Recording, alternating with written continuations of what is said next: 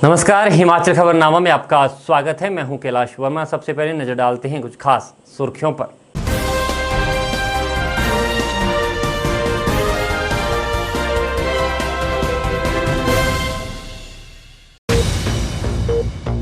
मुख्यमंत्री जयराम ठाकुर ने हिमाचल प्रदेश के पूर्व मुख्यमंत्री एवं भाजपा के वरिष्ठ नेता शांता कुमार के जन्म दिवस की दी शुभकामनाएं।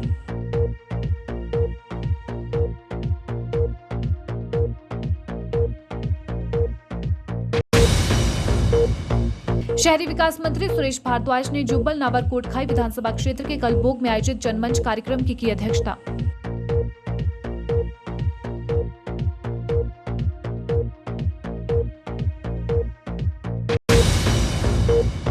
इंटक में इस बार भी वीरभद्र गुट का दबदबा कायम। 5वीं बार प्रदेश अध्यक्ष बने हरदीप सिंह बाबा।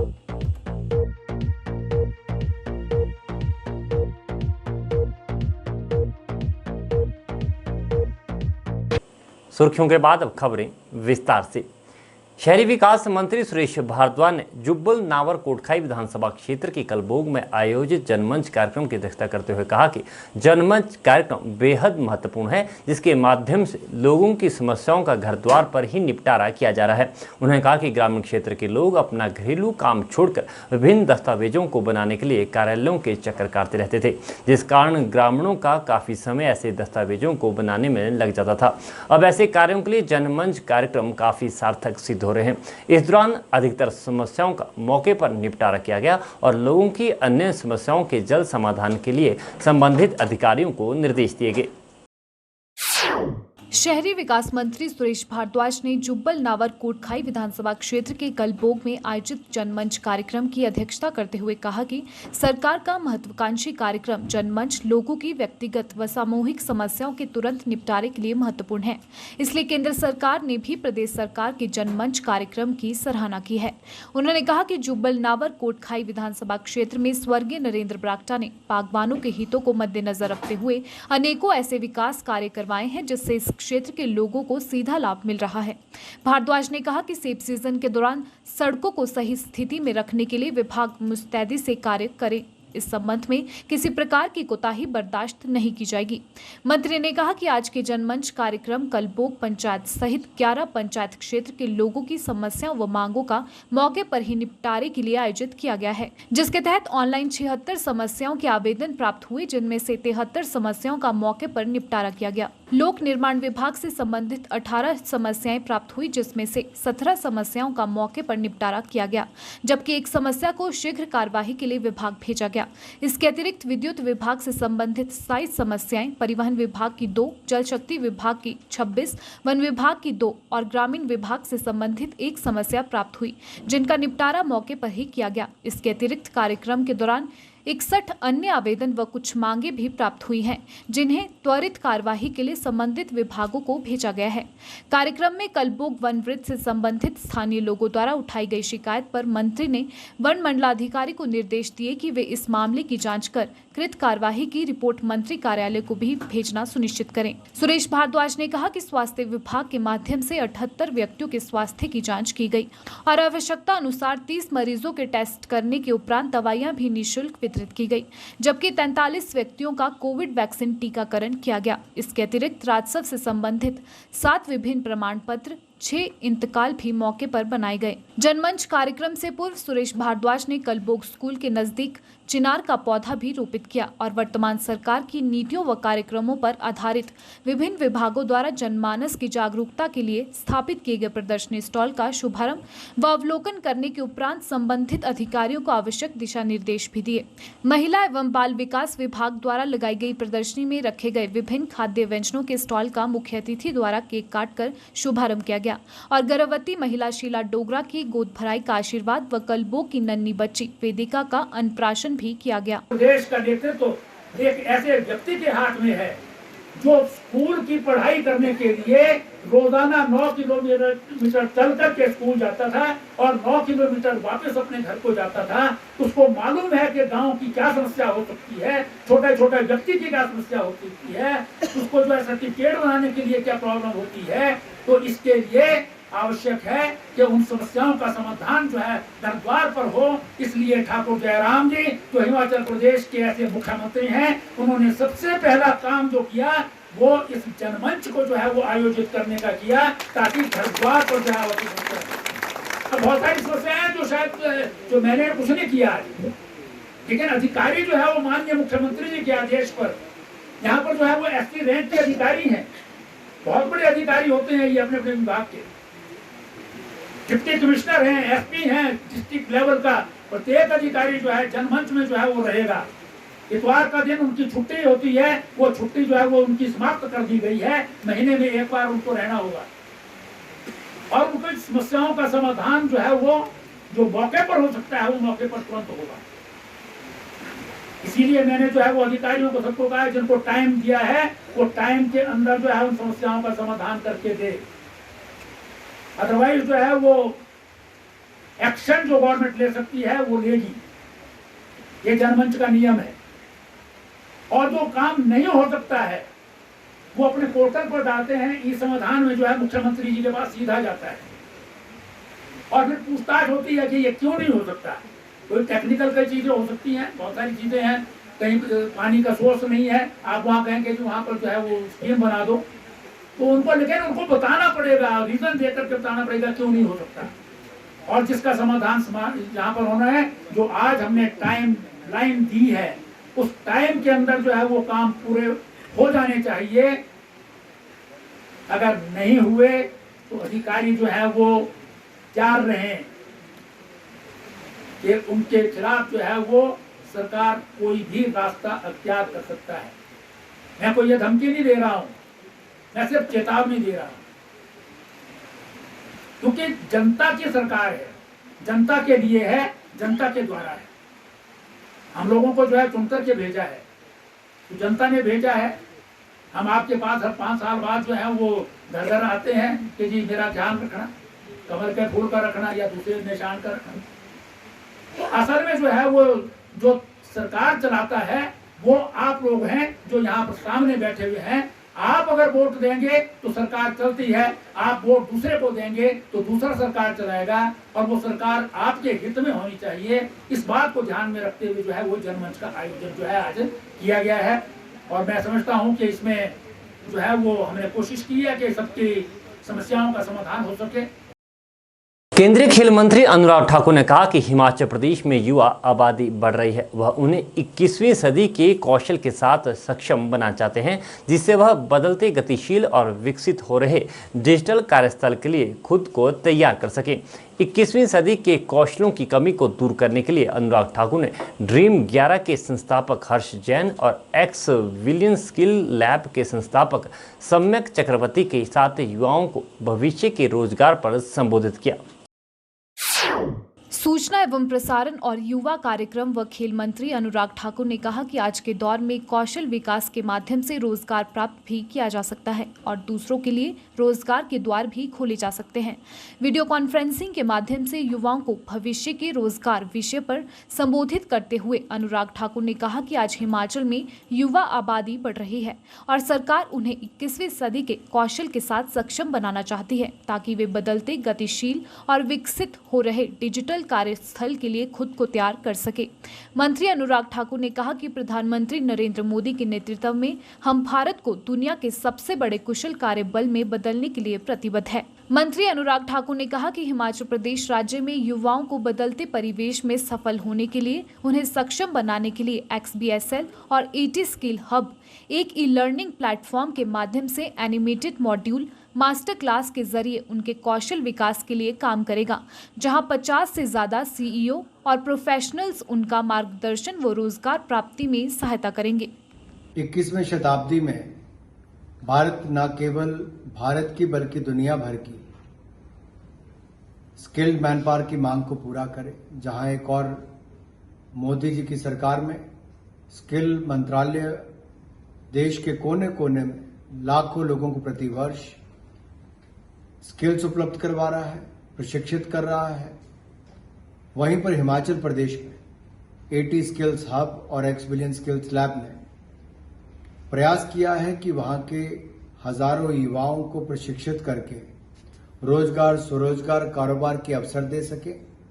और इस दिशा में आज एक बहुत अच्छा कॉन्क्लेव भी हुआ, सेमिनार हुआ, जिसके माध्यम से युवाओं को जागरूक करने का प्रयास भी किया कि नए नए कौन से क्षेत्र हैं जहां पर रोजगार, स्वरोजगार के अवसर मिल सकते हैं और कैसे उनको प्रशिक्षित किया जाएगा। गुजरात में मुख्यमंत्री बदलने पर कांग्रेस प्रदेशाध्यक्ष कुलदीप सिंह राठौर ने भाजपा पर निशाना साधा है। उन्होंने कहा कि भाजपा शासित राज्यों में मुख्यमंत्री परफॉर्म नहीं कर पा रहे हैं, इसी डर से प्रधानमंत्री मोदी ऐसे मुख्यमंत्रियों को पद से हटा रहे हैं।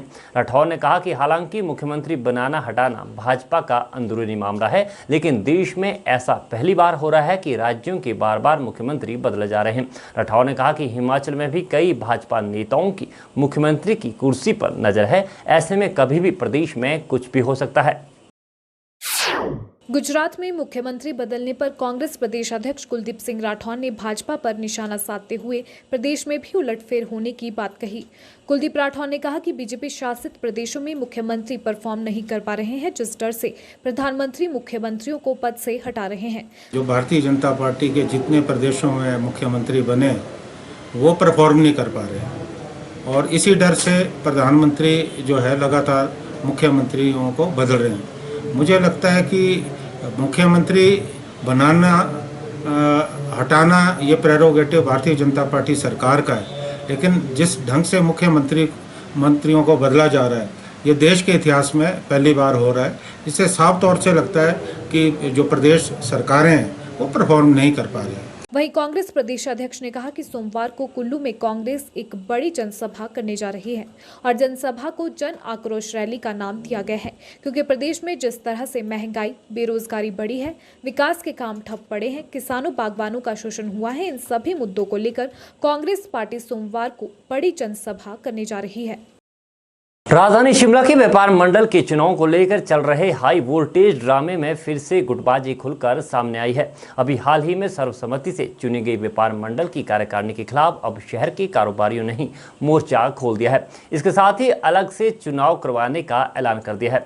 शिमला के जैन हॉल में हुई कारोबारियों की बैठक में व्यापार मंडल की सर्वसम्मति से चुनी गई कार्यकारिणी को सिरे से नकारा गया और चुनावी प्रक्रिया से कार्यकारिणी का चुनाव करवाने की मांग की गई, जिसके बाद चुनाव समिति का गठन किया गया।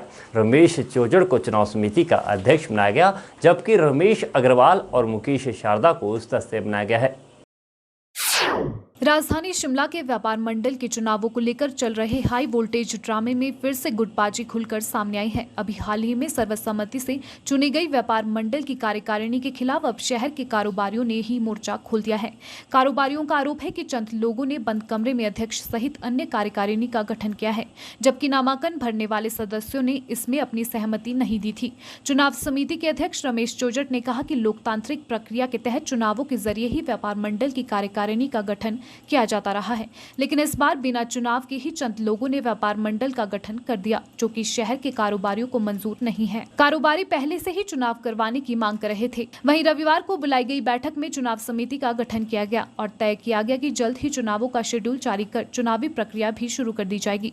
इस बैठक में व्यापार मंडल के पूर्व महासचिव संजीव ठाकुर, कमलजीत सिंह सहित अन्य कारोबारी मौजूद रहे। इसमें सर्वप्रथम तो मैं ये कहना चाहूँगा कि कभी भी कोई चुनाव की प्रक्रिया शुरू होती है तो उसके कुछ चरण होते हैं। सबसे पहले उसमें नॉमिनेशन आती है, फिर उसके बाद विड्रॉल आती है, फिर उसके बाद उसकी ऑथेंटिकेशन देखी जाती है। देखने के बाद जो प्रत्याशी फील्ड में रह जाते हैं उनके लिए वोट डाली जाती है। तो इसमें जब एक चुनावी प्रक्रिया को जब शुरू कर दिया जाता है तो उसको बीच में नहीं रोका जाता। सबसे प्रथम तो मैं ये कहूँगा कि जब ये चुनावी प्रक्रिया हमारी विड्रॉल तक पहुंच गई थी और इसमें जो है प्रत्याशी 19 प्रत्याशी चुनाव मैदान में थे, तो ये जो एक प्रधानों को 4 प्रधानों को बैठाकर उनके साथ जो फैसला किया गया ये व्यापारियों को मंजूर नहीं है।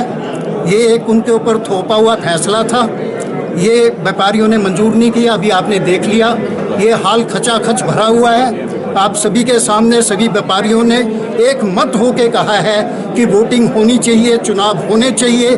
तो इस चीज़ को मानते हुए लोकतांत्रिक देश है, लोकतांत्रिक प्रतिक्रिया है, जब भी कोई प्रधान बनता है, जब भी कोई अध्यक्ष बनता है, इवन पंचायत में अगर कोई कुछ बनता है तो वोट की प्रतिक्रिया से बनता है, कमरे के अंदर से प्रधान नहीं निकलते।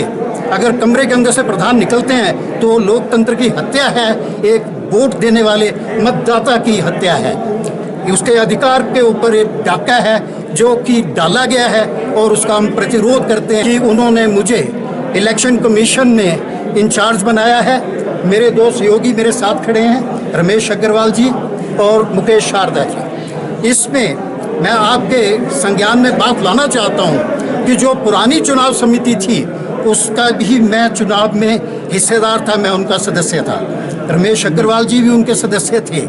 मगर आज अगर हम यहाँ बैठे हैं, यहाँ आए हैं, तो इसलिए आए हैं कि वो प्रतिक्रिया जो उन्होंने की, जो उन्होंने इसके फैसले लिए, हम उससे सहमत नहीं हैं। इसका हम पूरा शेड्यूल जिस वक्त बनाएंगे आपको हम भेजेंगे कि ये हमारा शेड्यूल चुनाव का बना है, उसमें पूरे शेड्यूल के साथ काम किया जाएगा और जो भी चुन के मत के द्वारा अध्यक्ष और उसकी टीम आएगी, हम स्वागत करेंगे कि हम उनको मानेंगे।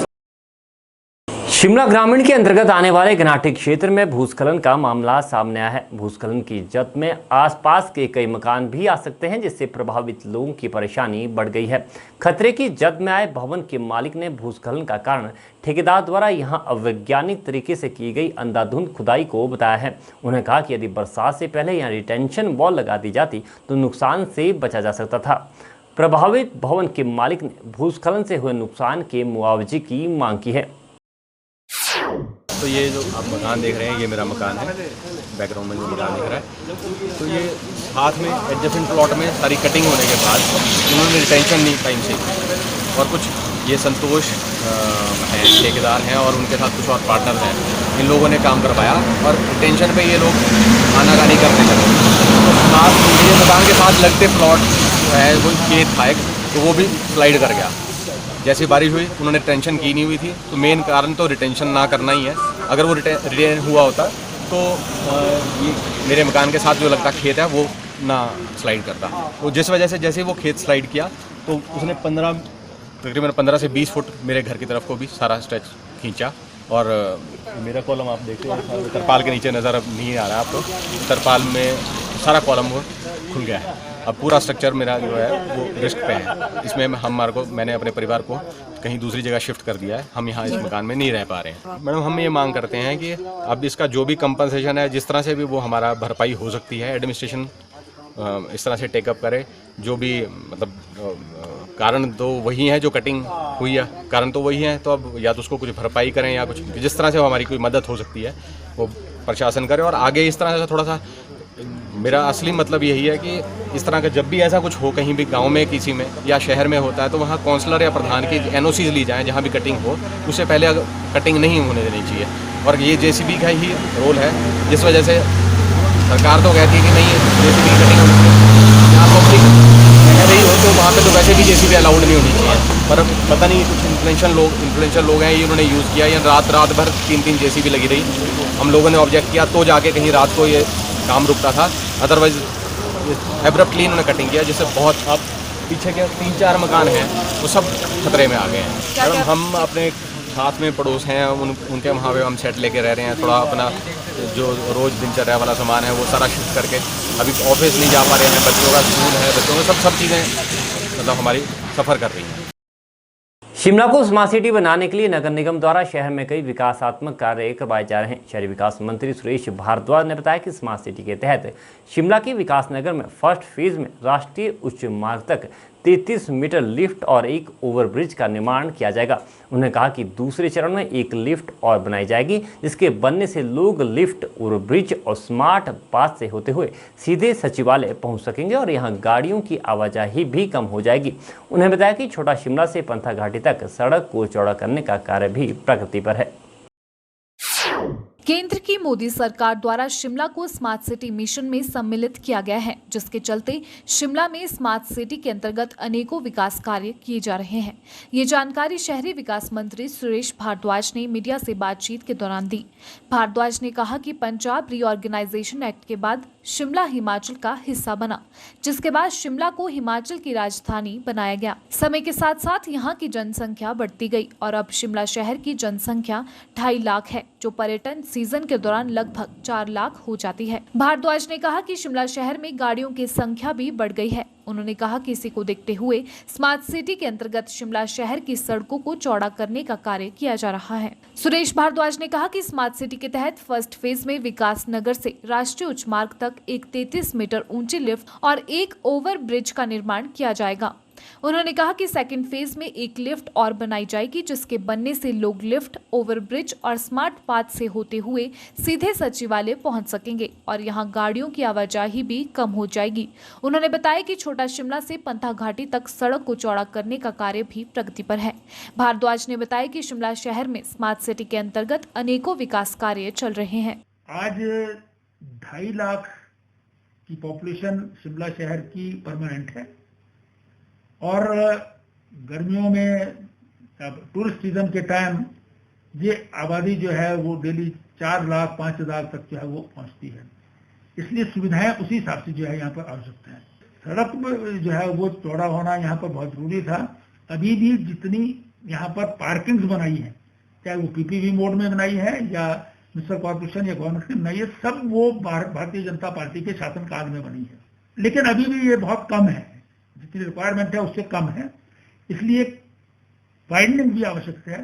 सारा सर्कुलर रोड जो है वो उसकी वाइडनिंग की जा रही है।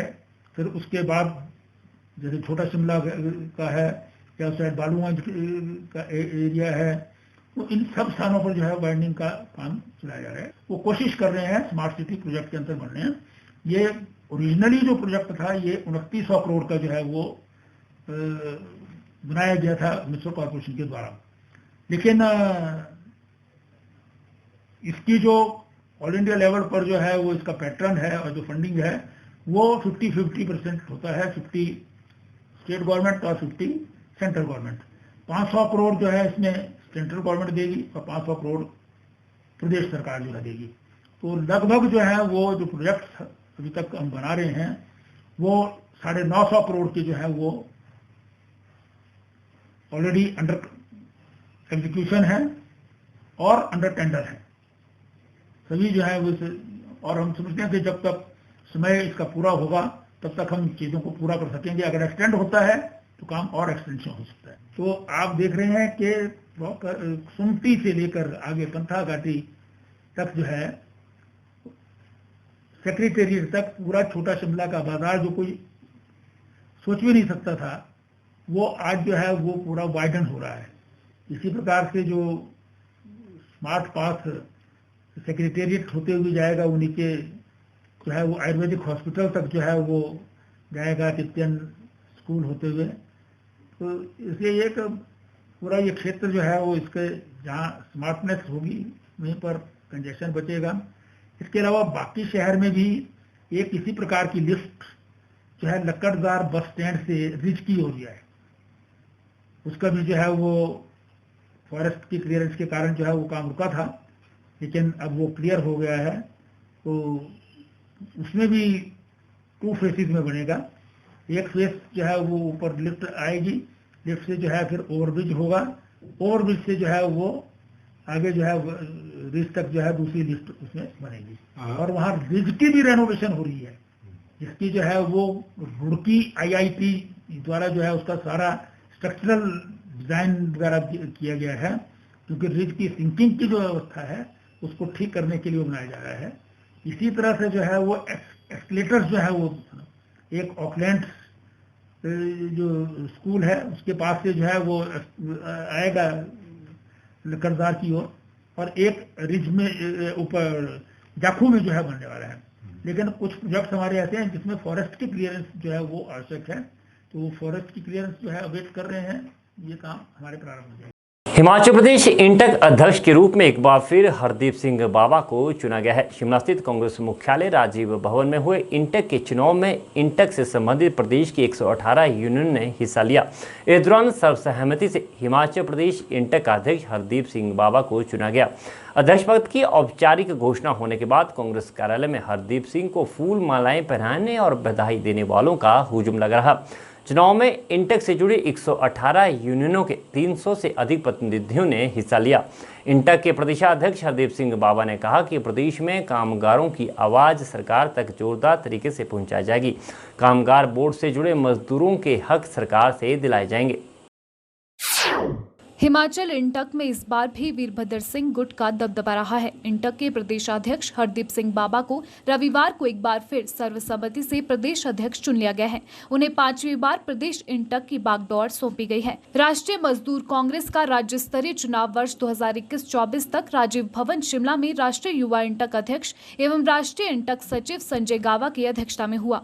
चुनाव में 116 इंटक से जुड़ी यूनियंस के 300 से अधिक डेलीगेट्स ने भाग लिया। इंटक की प्रदेश कार्यकारिणी का गठन 1 माह से किया जाएगा। इंटक के नए प्रदेशाध्यक्ष हरदीप सिंह बाबा ने कहा कि प्रदेश में कामगारों की आवाज सरकार तक जोरदार तरीके से पहुंचाई जाएगी। कामगार बोर्ड से जुड़े मजदूरों के हक सरकार से दिलाए जाएंगे। मनरेगा के लाखों मजदूरों को साल में 200 दिन का काम और दिहाड़ी 300 रुपए दिलाई जाएगी। उन्होंने कहा कि वर्तमान में इंटक से करीब 250 मजदूर संगठन जुड़े हैं। वर्ष 1990 में 1000 सदस्य इंटक के थे और आज यह संख्या 1.5 लाख तक पहुंच गई है।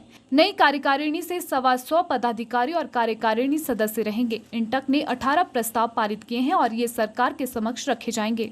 जो यहाँ पे इस चुनाव के लिए यहाँ पहुँचे डेलीगेट सेशन और हमारा जनरल काउंसिल की मीटिंग थी और उसके बाद चुनाव प्रक्रिया थी। कोविड की वजह से हम लोग 10 महीने लेट जो अपना चुनाव करा रहे हैं। मैं धन्यवाद करता हूँ हमारे राष्ट्रीय नेतृत्व, हमारे राष्ट्रीय अध्यक्ष डॉक्टर जी संजीवा रेड्डी जी, जिनके आशीर्वाद से आज हिमाचल प्रदेश में हमारी इंटक जो है लगातार मजबूत हो रही है।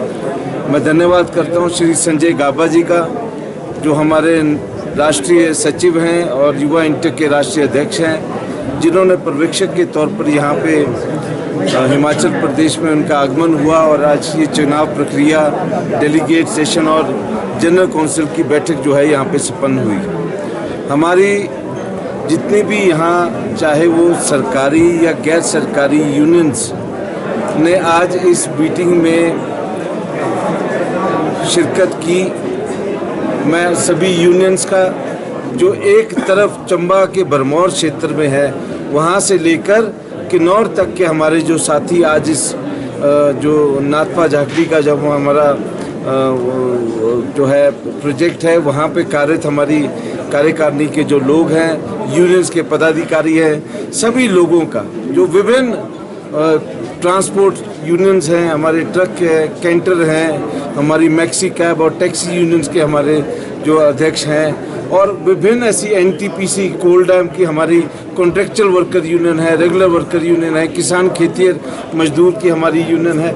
मैं सभी, यहाँ तक कि रेडी कोका होल्डर यूनियन हमारी जो है, मैं सभी का बहुत बहुत धन्यवाद करता हूँ कि आज 5वीं बार, मुझे 13 साल हो गए मैं इंटक में जो है अपनी सेवा निभा रहा हूँ और आज 5वीं बार मुझे ये दायित्व जो सौंपा गया है आज इस कांग्रेस पार्टी के प्रांगण में। मैं आप सभी लोगों का जहाँ धन्यवाद करता हूँ। मैं लोकसभा और विधानसभा में 33% आरक्षण देने की मांग को लेकर देश भर में महिलाएं संघर्षरत है। इसी के तहत जनवादी महिला समिति ने महिला आरक्षण बिल की मांग को लेकर शिमला उपायुक्त कार्यालय के बाहर धरना प्रदर्शन किया।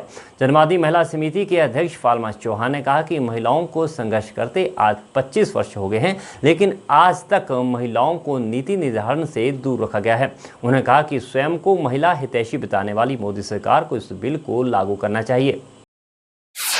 आज हम लोग जो ये प्रदर्शन यहाँ पर कर रहे हैं, हम पूरे ऑल इंडिया में इस कॉल को आज ऑब्जर्व कर रहे हैं, क्योंकि आप लोगों ने देखा सन 1996 में 12 सितंबर के दिन ये जो विधेयक है, महिलाओं का जो 33% आरक्षण का जो विधेयक है, ये संसद में पेश हुआ था। संयुक्त मोर्चा HD देवेगौड़ा उस समय प्रधानमंत्री हुआ करते थे देश के, और देश में महिलाओं के आंदोलन ने सन 2010 में इसको राज्यसभा में पेश करने के लिए मजबूर किया सरकार को, और उस समय सरकार ने इसको 2010 में राज्यसभा में पारित किया।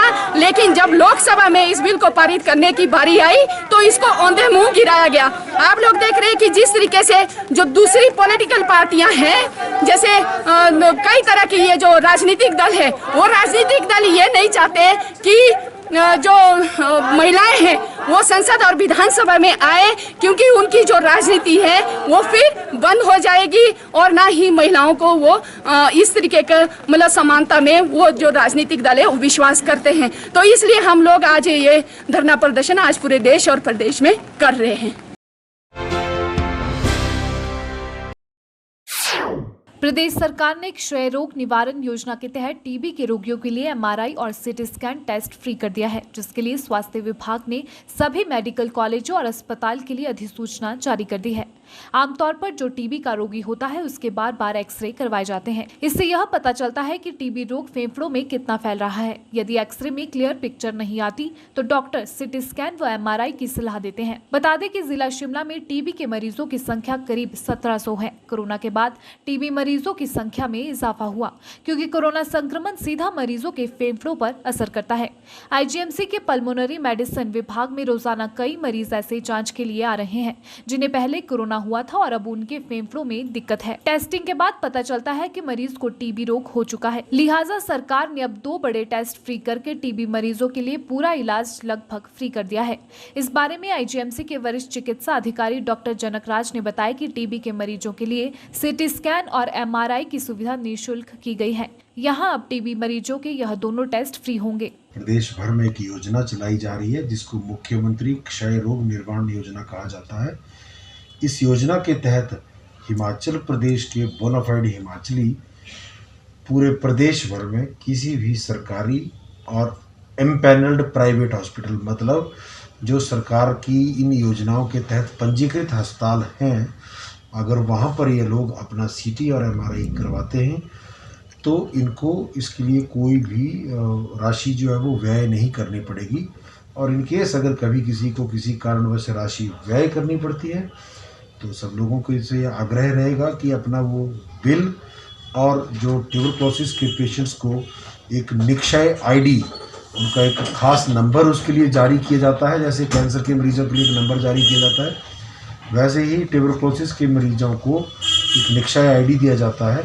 उस आईडी को क्लेम के आधार पर और अपने बिल को लगाकर वो रिम्बर्समेंट भी क्लेम कर सकते हैं। ये कदम हम समझते हैं बहुत कारगर साबित होगा। जिस तरह से प्रदेश सरकार जो है वो टीबी उन्मूलन को लेकर गंभीर है और आगे कदम बढ़ा रही है, उस दिशा में ये एक बहुत महत्वपूर्ण मील का पत्थर साबित होगा।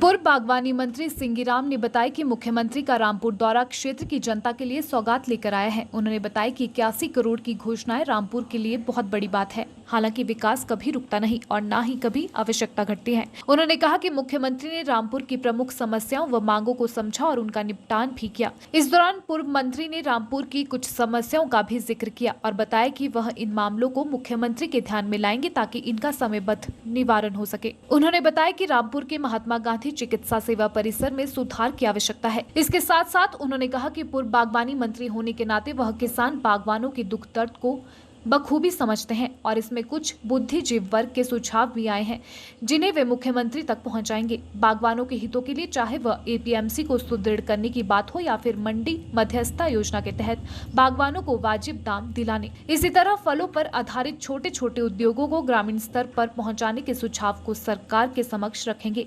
वैसे मुख्यमंत्री स्वयं भी इसके प्रति चिंतित है।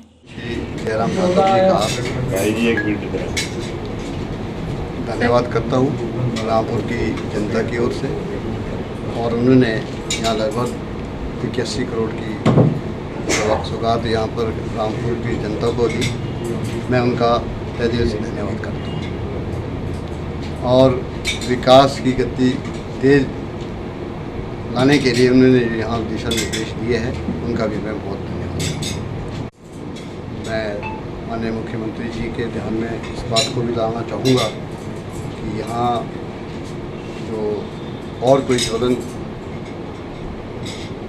समस्याएं हैं, यहाँ हॉस्पिटल की कुछ समस्याएं भी आई है, उनको भी मैं उनके ध्यान में लाऊंगा और स्वास्थ्य मंत्री जी के ध्यान में भी लाऊंगा। हॉस्पिटल की जो कोई अव्यवस्था का जो विषय मेरे ध्यान में आया है, इसके ऊपर भी हम पूरा ध्यान देंगे। सेब की जो यहाँ की जो प्रोड्यूस है, इसके ऊपर यहाँ की आर्थिकी लगभग